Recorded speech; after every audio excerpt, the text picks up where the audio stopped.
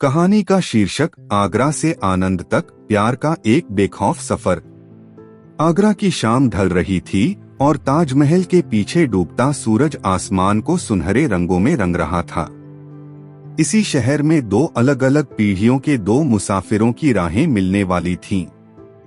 महेशानंद, जिनकी उम्र 61 साल थी, गुजरात के बड़ौदा से आए थे।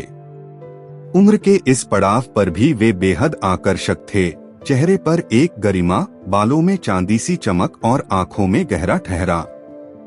दूसरी तरफ प्रमोद था, 27 साल का गठीला नौजवान जो राजस्थान के उदयपुर से आया था। प्रमोद की जवानी में राजस्थानी माटी का जोश और चेहरे पर एक शरारती मुस्कान थी। इत्तेफाक से जिस होटल में वे रुके, वहां भीड़ के कारण सिर्फ एक ही डबल डीलक्स रूम खाली था। दोनों अजनबी थे, लेकिन एक दूसरे को देखकर एक अनकही सहमति बन गई और उन्होंने रूम शेयर करने का फैसला किया। कमरे में दाखिल होते ही एक अजीब सी कशिश महसूस हुई। नमस्ते, मैं प्रमोद, उदयपुर से नौजवान ने मुस्कुराते हुए हाथ बढ़ाया। महेशानंद ने उसके मजबूत हाथ को थामते हुए अपनी भारी आवाज में कहा, महेशानंद, वडोदरा से हूँ। उस पहली हाय हेलो और स्पर्श ने दोनों के बीच बिजली सी दौड़ा दी। बातें शुरू हुईं और जल्द ही शब्दों की जगह खामोशी और नजदीकियों ने ले ली। उस रात वे सोए नहीं। कभी प्रमोद अपनी जवान उंगलियों से महेशानंद का सिर दबाता, तो कभी महेशानंद अपने तजुर्बेकार हाथों से प्रमोद का बदन दबाते। उस स्पर्श में सिर्फ वासना नहीं, बल्कि एक गहरी फिक्र, केयर और बरसों की प्यास थी। बातों बातों में दिल के राज खुले। महेशानंद ने बताया कि वे एक बड़ी कंपनी में ऊंचे पद से रिटायर हुए हैं। उनके दो बेटे हैं जो इंजीनियर हैं और दूसरे शहरों में सेटल हैं। महेशानंद ने भावुक होकर कहा, प्रमोद, मुझे शुरू से ही अपनी उम्र के बजाय जवान लड़के पसंद थे। शादी से पहले मैं कई लोगों से मिला, लेकिन समाज के ताने और नौकरी के डर से मैंने अपनी इच्छाओं को मार दिया।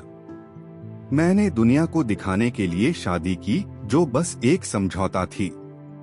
पूरी जिंदगी घुट घुट कर जिया।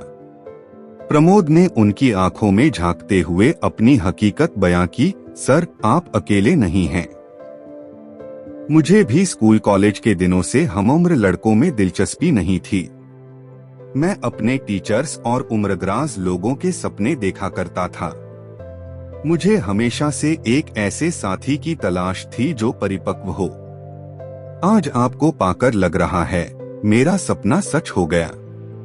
आगरा तो एक दिन में देखा जा सकता था, लेकिन उनके प्यार ने उन्हें 2 दिन और रोक लिया। फिर उन्होंने दिल्ली घूमने का प्लान बनाया।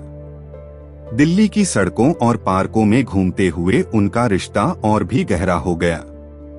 तभी किस्मत ने एक और खूबसूरत मोड़ लिया। प्रमोद, जो अपनी पढ़ाई पूरी करके जॉब की तैयारी कर रहा था, उसका चयन एक बड़ी मल्टीनेशनल कंपनी में क्लास 1 ऑफिसर के पद पर हो गया।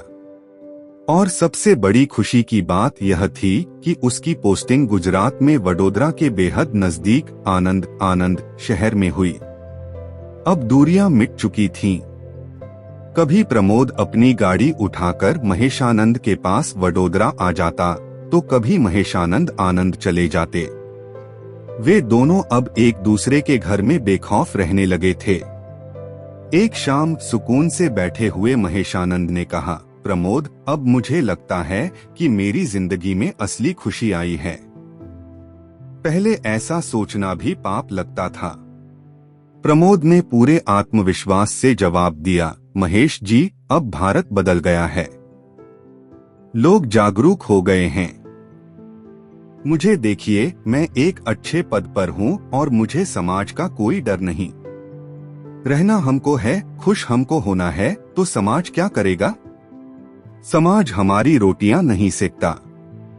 आज हम डटकर विरोध कर सकते हैं और अपनी शर्तों पर जी सकते हैं। महेशानंद ने मुस्कुराते हुए सोचा, काश हमारे समय में भी हम इतने जागरूक होते तो मैंने अपनी जिंदगी के 40 साल डर में न गवाए होते। लेकिन अब जो वक्त बचा था वह सिर्फ उनका था, प्यार, सम्मान और आजादी से भरा हुआ। इस कहानी से सीख, मोरल ऑफ द स्टोरी। दोस्तों, यह कहानी हमें सिखाती है कि जागरूक बनो और अपने लिए जियो। महेशानंद ने लोग क्या कहेंगे के डर से अपनी पूरी जवानी समझौते में गुजार दी, लेकिन प्रमोद ने साबित किया कि अगर आप जागरूक हैं और अपने पैरों पर खड़े हैं तो आप समाज की परवाह किए बिना अपनी खुशियां चुन सकते हैं। प्यार की कोई उम्र नहीं होती और अपनी पहचान के साथ जीने में कोई शर्म नहीं होनी चाहिए। आज का समय बदलने का है, डरो मत, बस प्यार करो और अपनी जिंदगी खुलकर जियो।